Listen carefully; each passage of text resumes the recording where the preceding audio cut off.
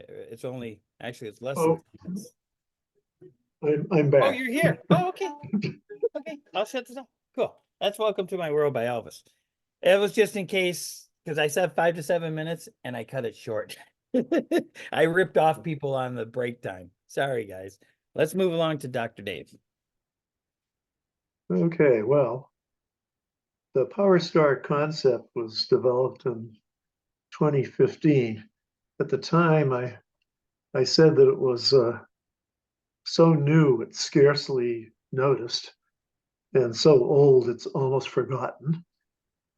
Since then, 4 patents, both U.S. and Japanese, have been awarded with top ratings. Also, since then, we became aware that the PowerStar is also a potent weapon.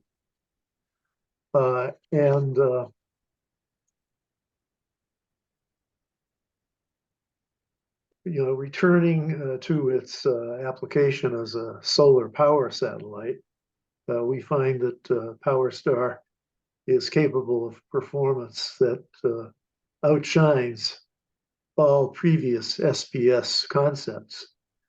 For example, previous work involves gigantic, complex, articulated structures, contains numerous, perhaps thousands of moving parts, requires numerous launches, requires on-orbit fabrication and construction, usually robotic, involves serious dynamic stability issues, whereas PowerStar combines this very new and very old technologies to obtain the simplest possible structure, no moving parts except electrons and photons, one launch vehicle. A 1 kilometer system can fit into several existing vehicles. And scales. And no on-orbit construction, and inherent dynamic stability and robustness. So these abilities come from a combination of new and old technologies, as I said. PowerStar operation is an emergent property that guarantees self-defense capability. On the left hand, I list the various component technologies. For example, people have developed flexible membranes. People have printed solar cells on flexible membranes, including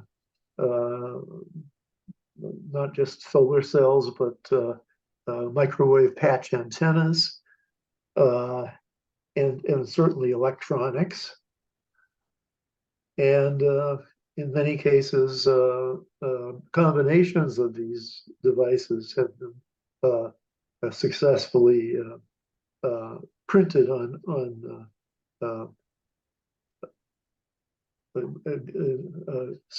simple surfaces. And so, and of course, also we include the Echo 2 technology. Now, so the uniqueness of PowerStar is not due to its component technologies, it's due to how they were combined, or are combined, I should say. And so the operation of PowerStar is the emergent effect of numerous simple elements acting individually. And this produces enormous self-defense capability. I might remark that the Japanese have some, reluctance to grant patents by foreign nationals. Mm-hmm. And the Japanese first criticized the idea, saying that all of the component technologies exist, and so there was nothing new here. But we stood our ground and convinced them that this patent was so compelling because of the emergent properties. And let's see, first I could discuss the kind of fabric that is the setup here. We considered more details on this printed sandwich kind of stuff. The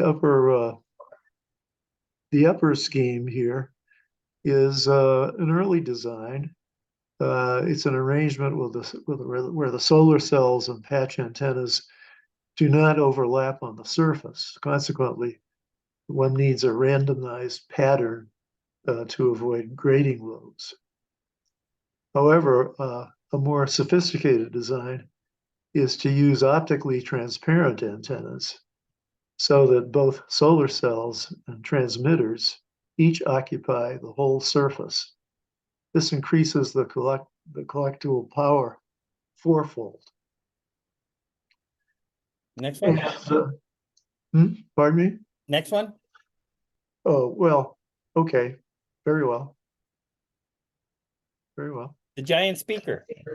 Yes. Yes. You know, the history here is that Echo 1 was attempted to launch in 1960, but the launch failed. But the same year, Echo 1A successfully got to the required orbit and operated for 8 years. And finally, Echo 2 went from January 1964 to June 1969 when it was decommissioned. Here's Echo 2 on the right. That is 41.1 meters in diameter. It's made of 12.7 micron mylar film coated with a thin layer of aluminum. And on the lower left, not so fast. No. What are you doing? I thought you were done with describing it. No, not so fast. Okay. The special idea here is that they invented folding, very clever folding techniques, so that you could minimize the stowed volume in a rocket. And then the idea is on the upper left here that the entire balloon could be fit into a rather small spherical canister. And now turn the page. Okay, thank you. Ta-da! Snaky. So this is the fourth step in the operation. First, you get to geosynchronous geostationary orbit. The canister pops open. It kicks out the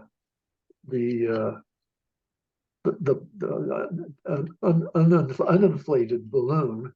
It sort of comes out like a party snake, you might say. And the interior of the balloon has this inner coating of a sublimating powder. And when that feels the warmth of the sun, that sparks the inflation stage.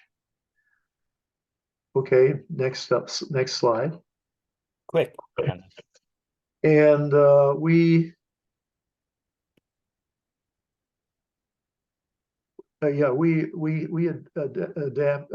the improved technology of Echo 2, and that involves so-called pillows containing supplementing powder, and they're flattened against the interior surface.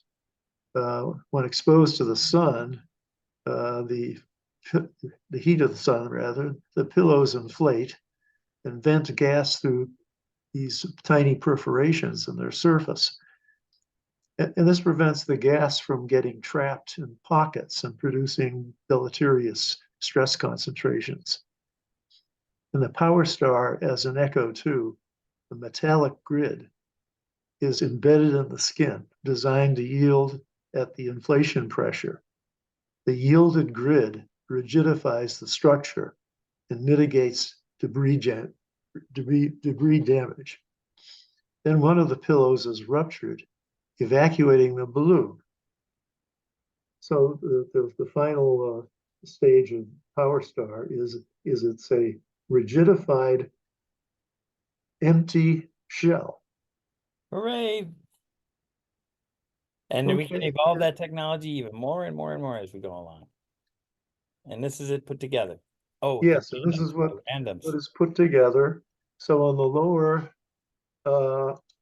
right, you see that when the solar cells and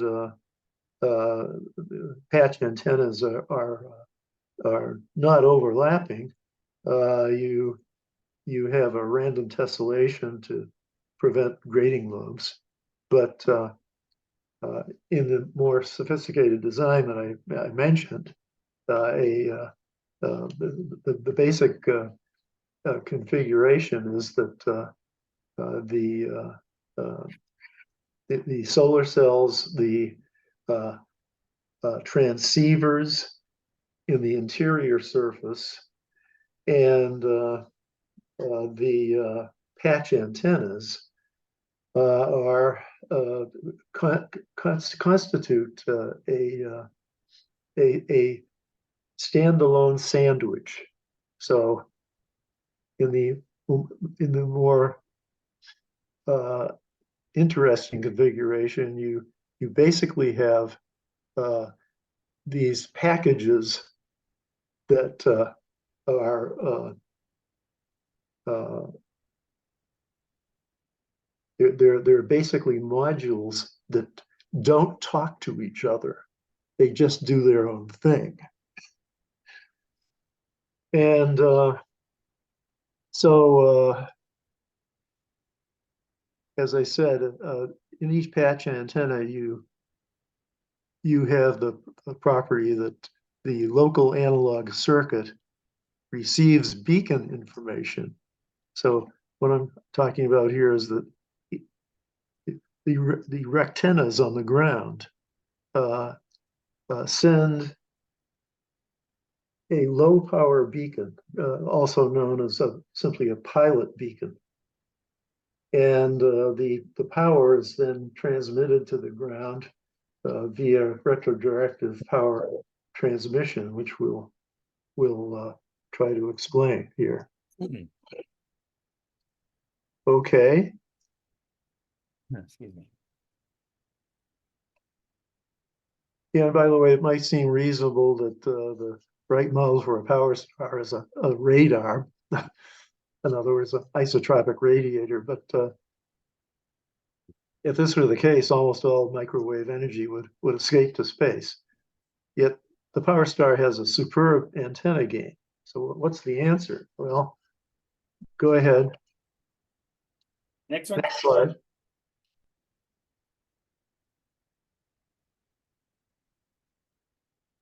Yeah, so what we're talking about is a low power beacon or pilot beacon is centered at the rectenna, and it irradiates the Power Star.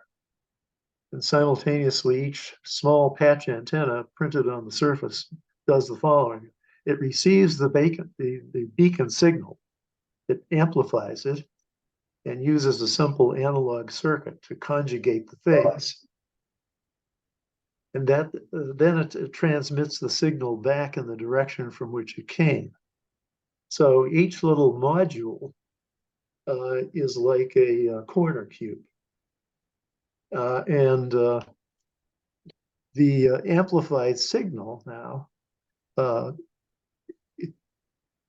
it behaves as if it's propagating backwards in time. And when it reaches the rectenna again, it replicates exactly the waveform that the pilot beacon sent out. And that is how we close the circuit, okay? Mm-hmm. And so we can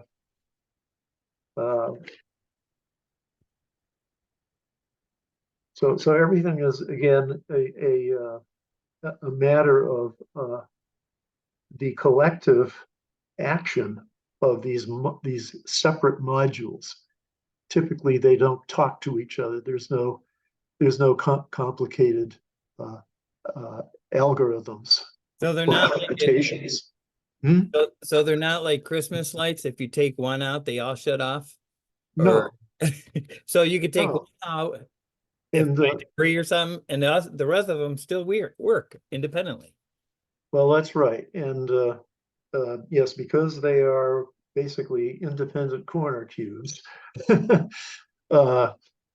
you could actually fragment a power star, and it would still operate at some level. Okay. Mm-hmm. Okay. Let's turn the page. Yeah, you have a better slide on that one coming up after this. Yeah. Yeah. Now, of course, the big advantage here for solar power, space solar power, really, is the fact that we have a attenuation chasm denoted by the big arrow there on the top left, and the rate of energy intercepted by 1 square meter at normal incidence in space is which is at 1 AU from the sun, is roughly 1367 watts per square meter. And this really means that you can collect 12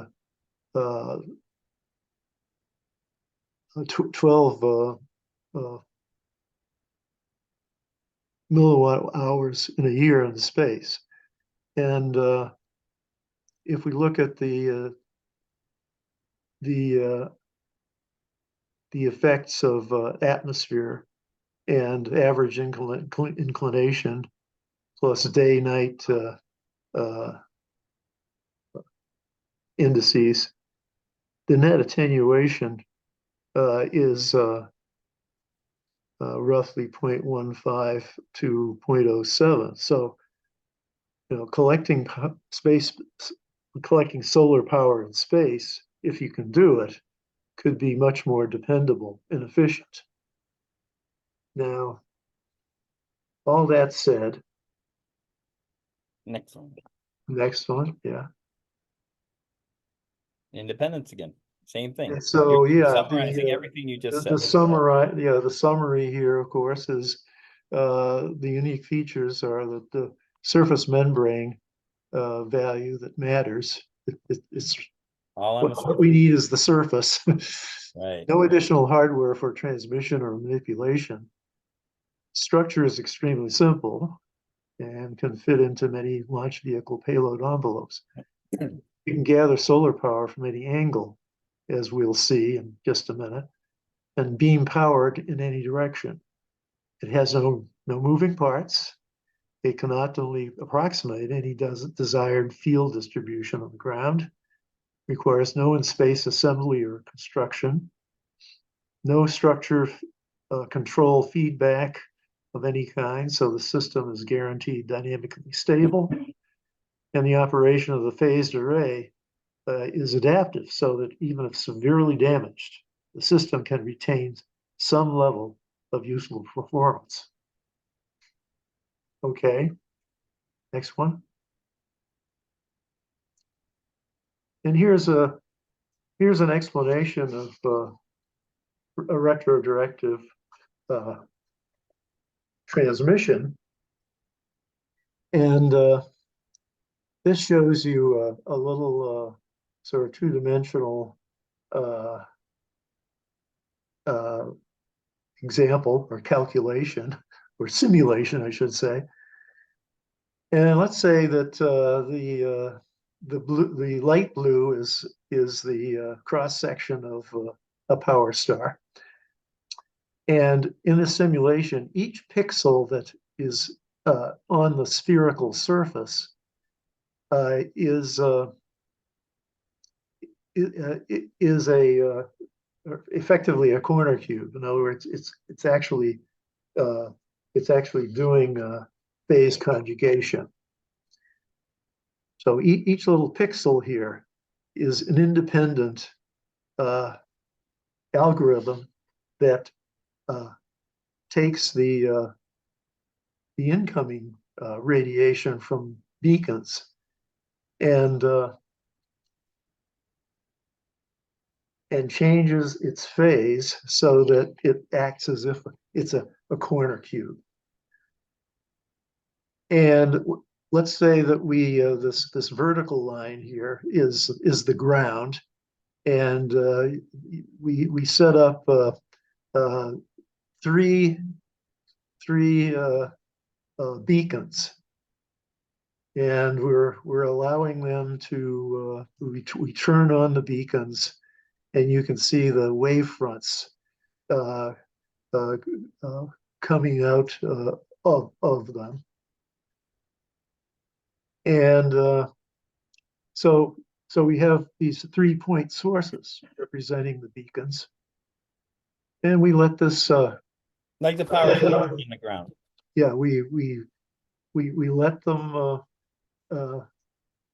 the wave fronts reach the power star. Okay, and so each antenna now acts by itself. Next slide. Trying to. Next slide. Little difficulty there. Yeah, and then we just for simplicity and so on, we turn off the beacons. Okay, and then what happens now is that the corner cubes now send these wave fronts out right back at the beacons. From the power star to the power station.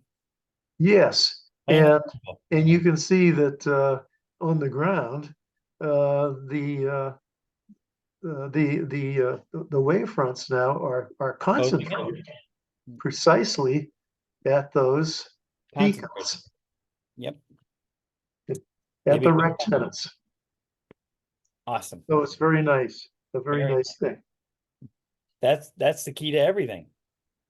Yeah, that's right. Now we also have a way of localized power distribution, such that it doesn't matter what is the angle between the beacon radiation and the solar radiation. Okay, and it's based on a very simple algorithm that involves just four sectors of the surface of the balloon. Okay, My initial. that's right. So SB here is where Solar versus you are illuminated. You're illuminated by both sun and beacon, and then that simply tells the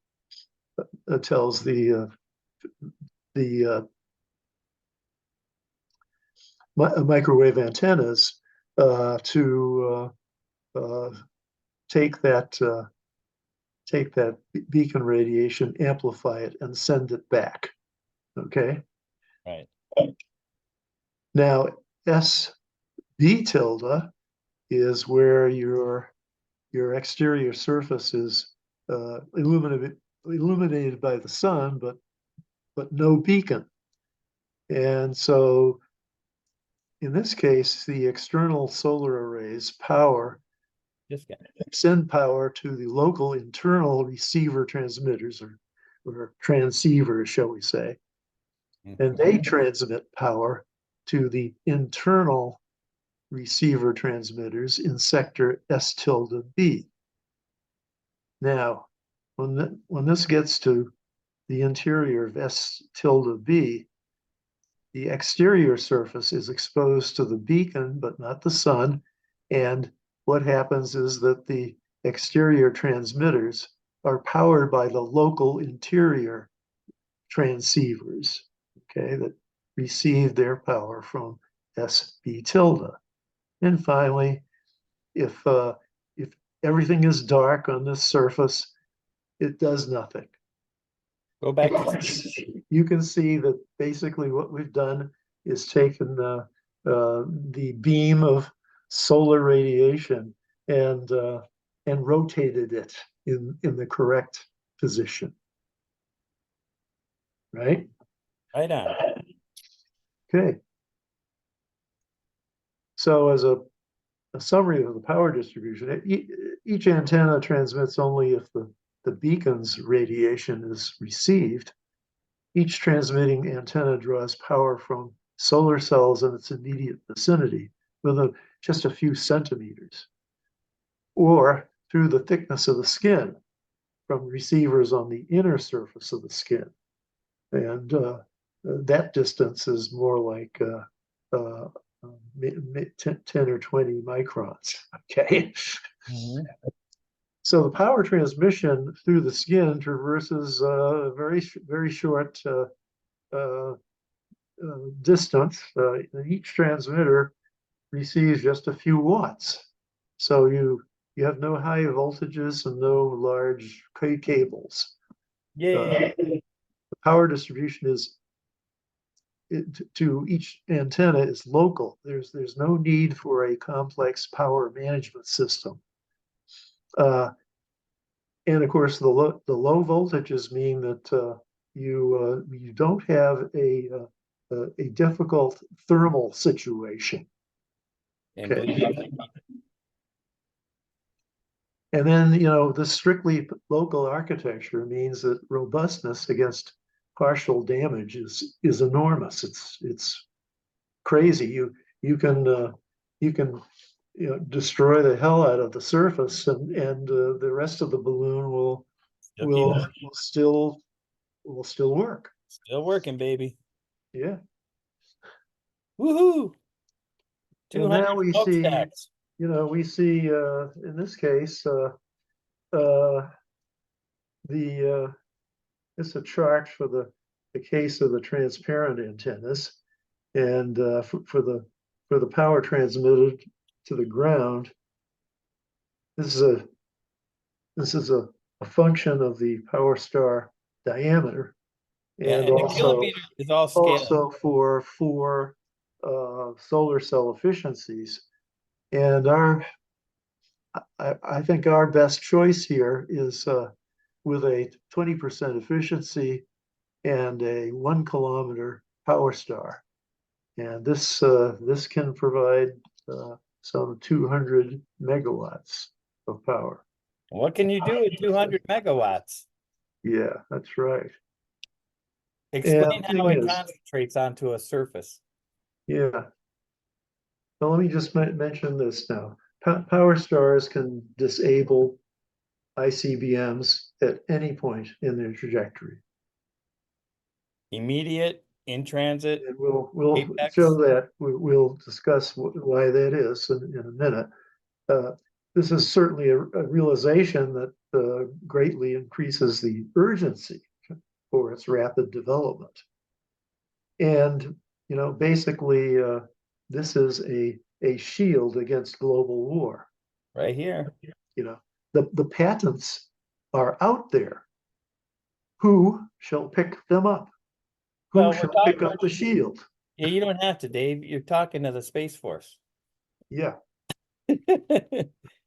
It's our Northrop Boeing mainly. and as you said, what, why is this invention, uh, you know, a guarantor of global peace?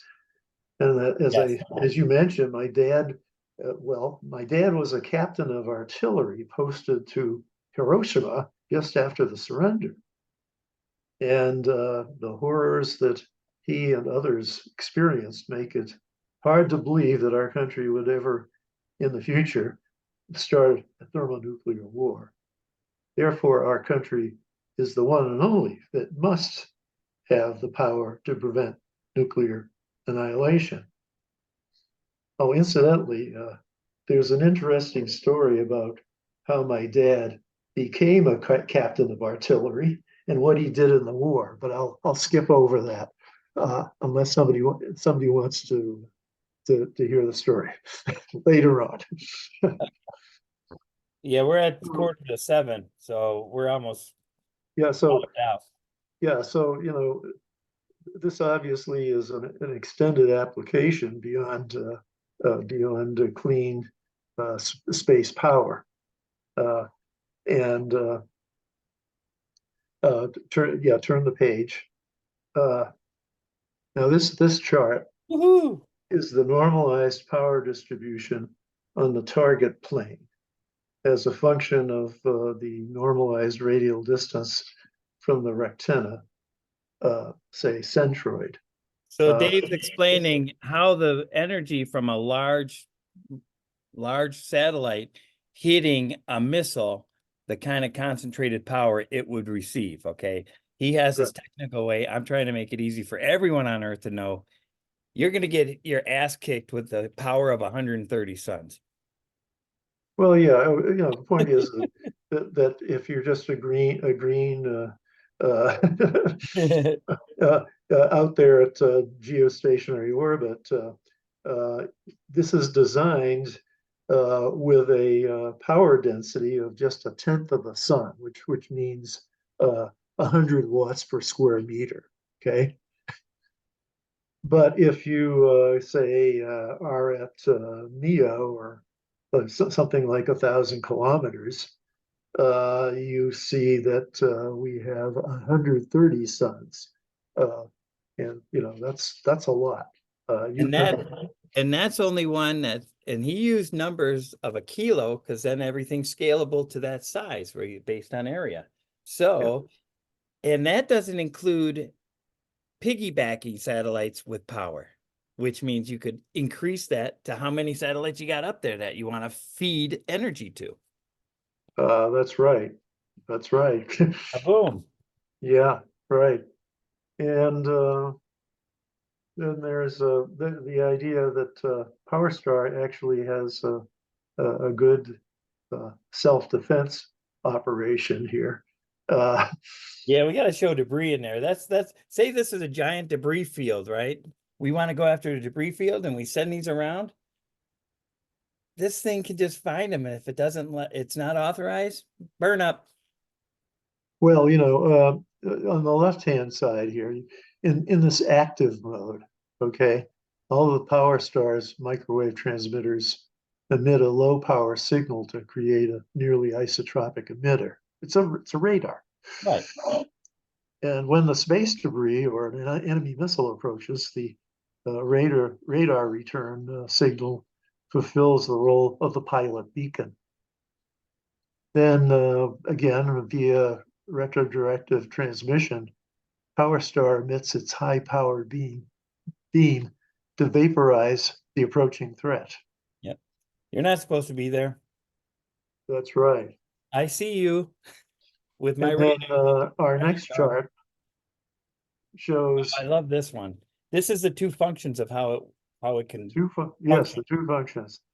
Yeah, the upper left is it's reminiscent of the Star Wars movie, where the PowerStar is at a higher altitude than the debris object, and the debris is circulating anti-clockwise, of course. Right. And so you can see that it's clear that irradiating that debris object will slow down its orbital velocity. And then the other case is the lower left, where you can actually boost an object to a higher altitude. Like if we had a bunch of these strapped onto the ISS, we could pull it back up to its orbit again. But Yeah, you can look here on the right side here. Here's basically the height of the targets, and here's the power star altitude or height. And the numbers indicate, in this case, 1 and 2 are debris clearance.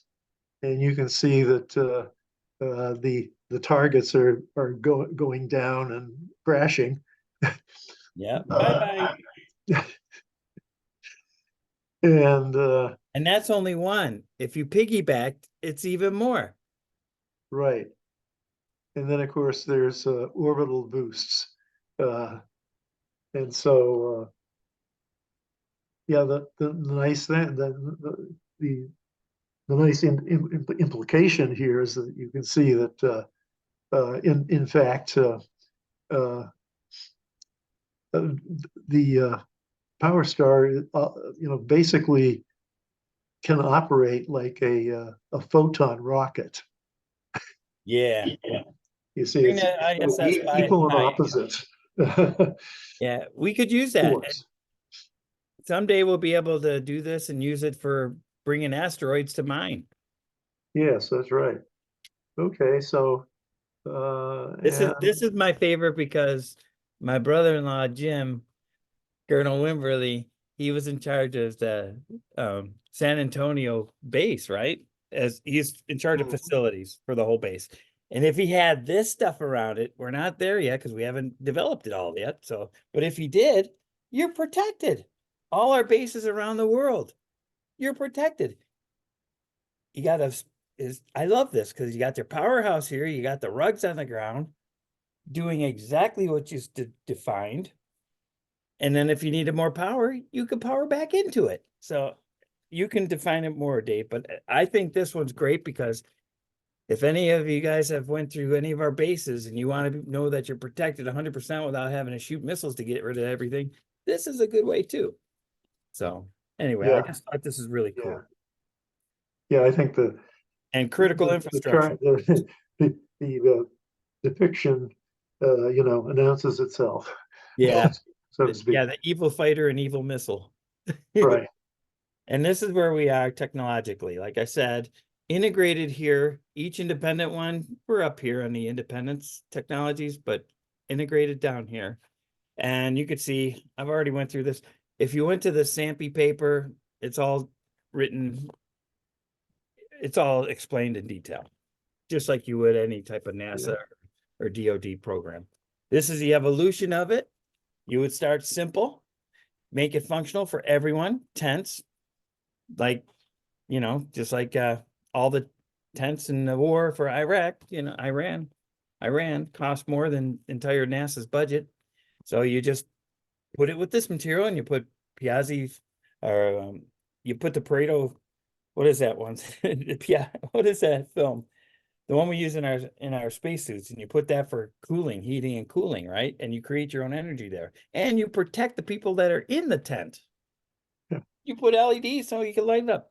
That's evolution. Now you want to put it, and you want to put it on your trucks.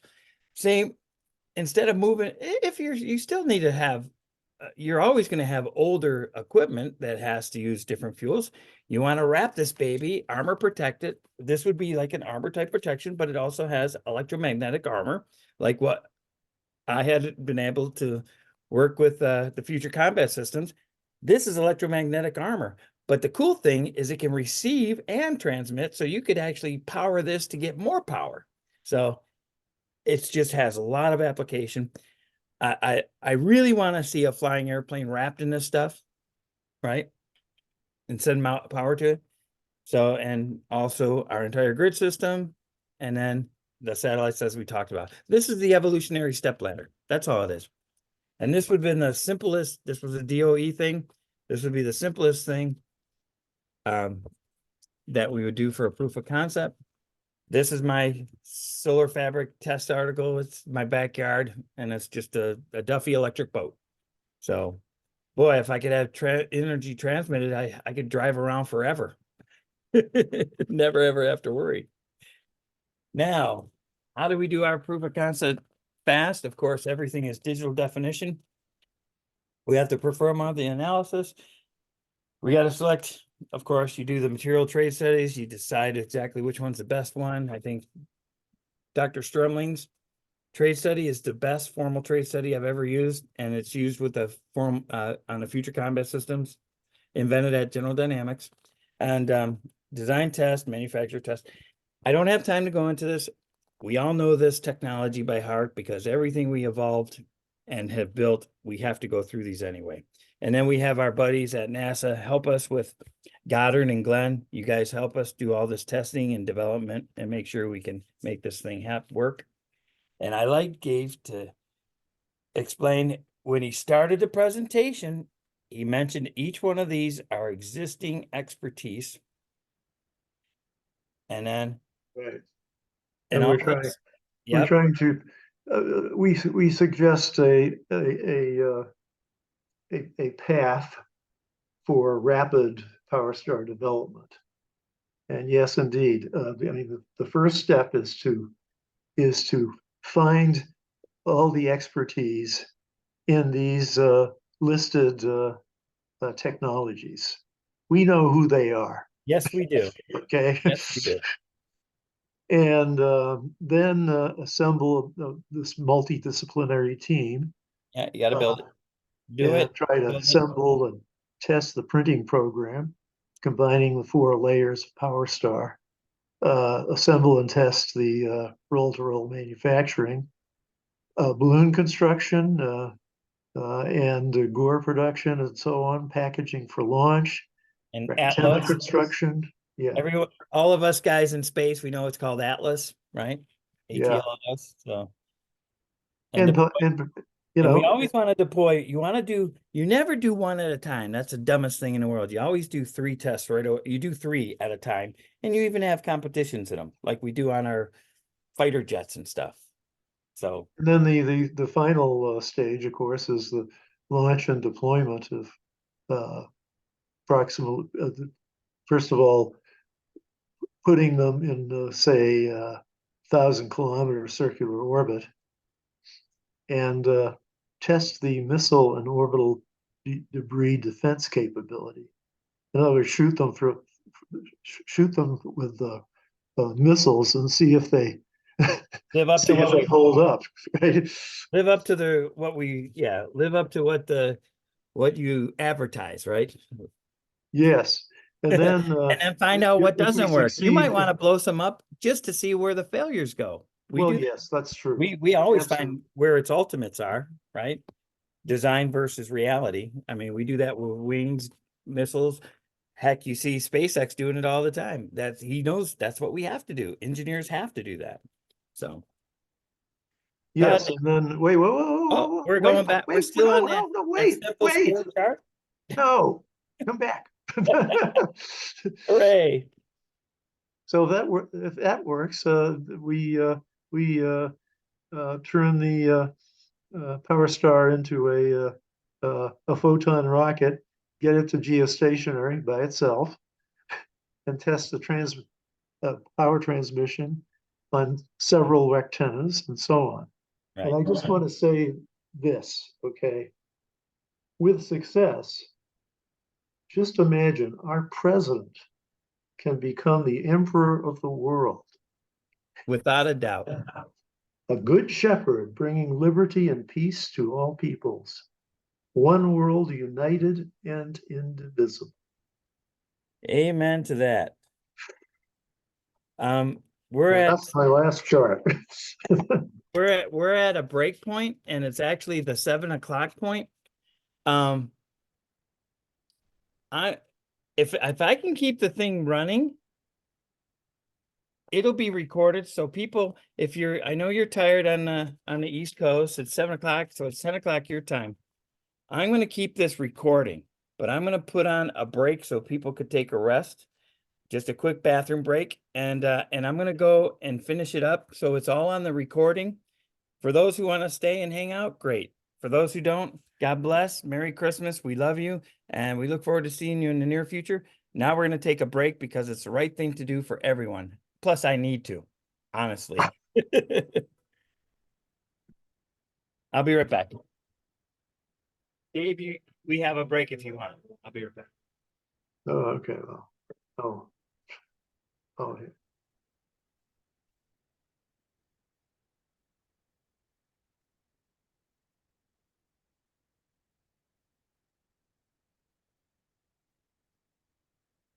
There comes a time when we heed a certain call, when the world must come together as one. There are people dying. Oh, and it's time to lend a hand to life, the greatest gift of all. Go on.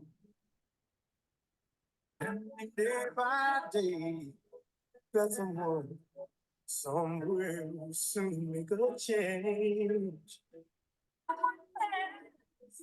And their lives will be stronger and free. As God has shown us, by turning stone to bread, and so we all must lend a helping hand.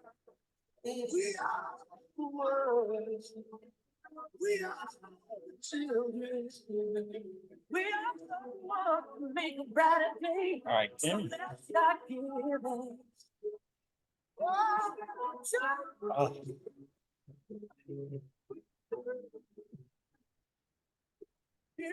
We make a better day, just you and me. When you're done, yes, it's all better. Love you, Michael. But if you jump, start with your fun.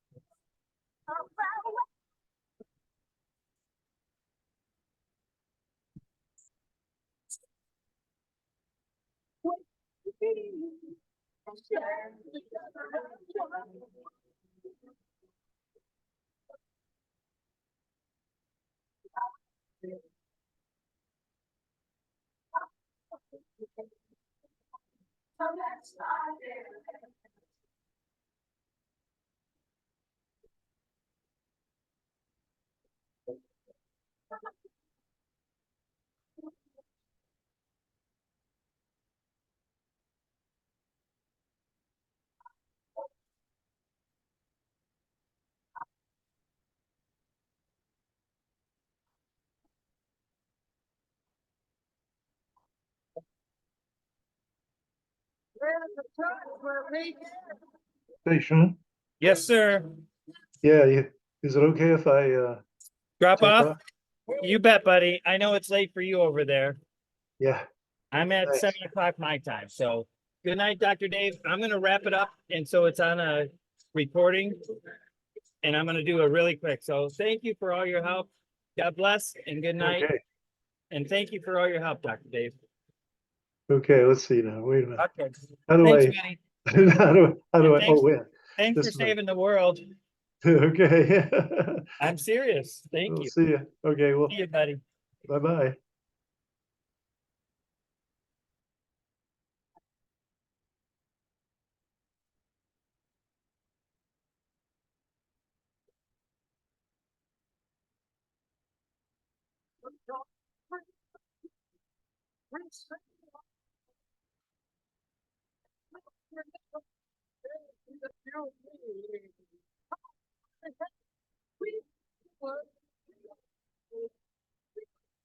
We are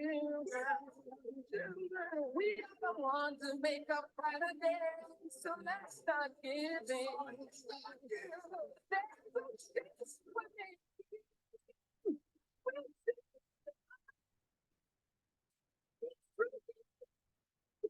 Just you and me, Yeah. we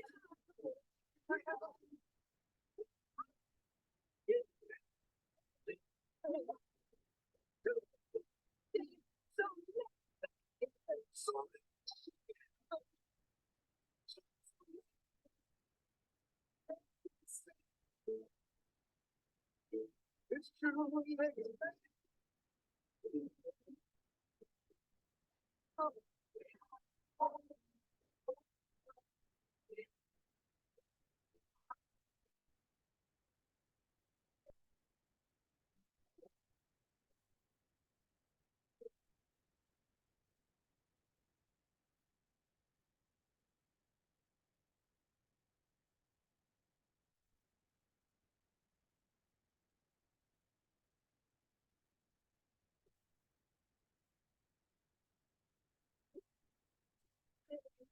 So, we are the ones that make about you. There's a short film we're saving our lives. It's true, we're never gonna make just you and me.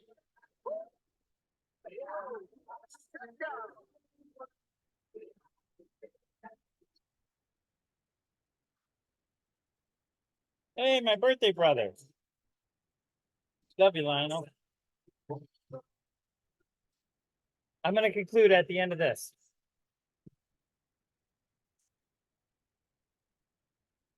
All right. Well, I am concluding this presentation for now, everybody. As you can see, I have a lot more to go. So there's weather control, there's definition, there's war tactics. All that will be done at another time.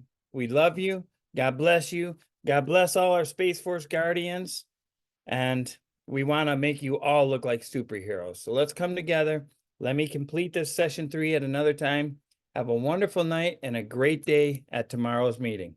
Thank you very much. Merry Christmas and good night. Love you guys.